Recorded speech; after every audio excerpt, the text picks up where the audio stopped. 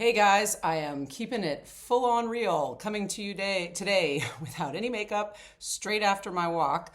It's because I was inspired on a walk today and I haven't been as good as I want to be about posting videos and like thinking about these things.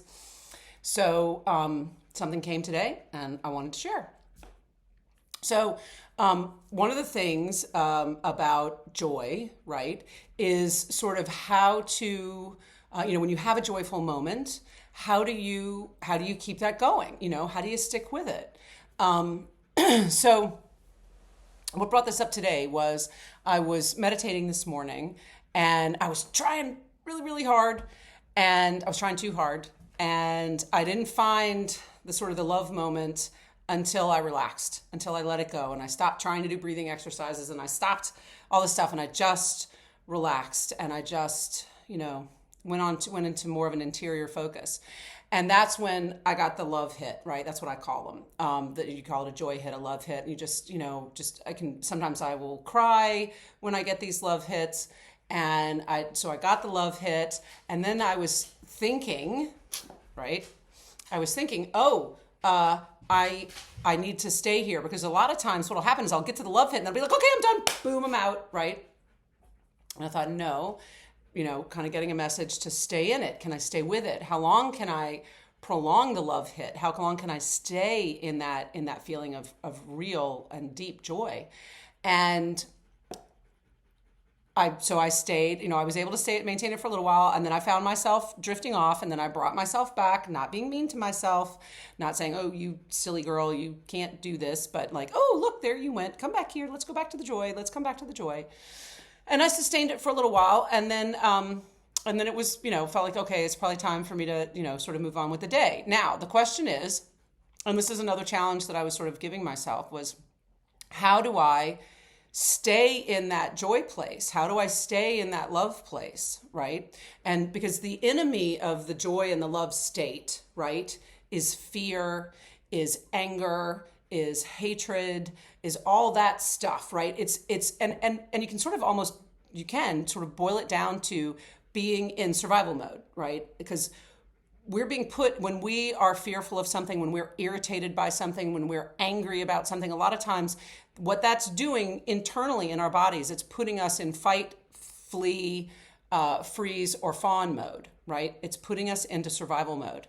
And survival mode is the enemy of joy. You cannot be joyful, happy, singing if you're angry, right? They're mutually exclusive, right? If you're fearful, right? And internally, what it does to your body is really bad too, right? That survival mode, if it constantly happens. It's meant to be something that kicks off when you're truly threatened, when you're truly in danger. It's not something that's meant to be kicked off because you're seriously irritated by the woman at a particular vendor, who shall remain nameless, that I've been trying to deal with for months unsuccessfully. And I decided, I was like, okay, she's the perfect example. So because I came out of the meditation, did a few other things, was able to kind of stay in a good place. And then I remembered that I needed to make this phone call. And I immediately got into I was really irritated and I was angry and I was thinking about all the stuff that had already happened between us. And I'm thinking, okay, nope, this is exactly the time when you need to practice. And it's practice, right? We're not perfect. We're practicing to practice doing this. And so the first thing I did was I didn't make the phone call immediately. I thought, all right, I'm going to take some deep breaths and I'm going to remember that this is a human being and I don't know what's going on with her and I don't know what her struggles are. And I'm going to try to just have compassion and love for her as much as I can. Because otherwise, what I'm doing is I am letting her and the situation with her steal my joy, right? Get in the way, block my love feeling and my joy feeling. I'm doing that. She's not doing that. I'm doing it. I'm allowing that to happen. I'm giving a crazy person the keys to drive me crazy. Don't do that. I've said that a lot. Don't give them the keys. Don't give them the keys. So that was my thought for today was, okay, how can I do this? And so again, I stopped, I took some deep breaths and I thought, I'm not going to make this phone call right now, because if I make it right now, I'm not in a place where I'm maybe going to be able to stay really calm. And I really need to be able to observe myself in this situation. And maybe I don't stay calm. Maybe when I eventually do make the phone call, I get irritated, right? But I want to be aware of it. I want to be observing myself do it. I don't want to go off, right? I don't want to make anybody's day worse. I don't want to make my day worse. I don't want to feel guilty about how I went off on somebody, right? I don't want to do any of that. So what I do want to do is to try to maintain my calm as much as possible, not exacerbate the situation at the very least, right?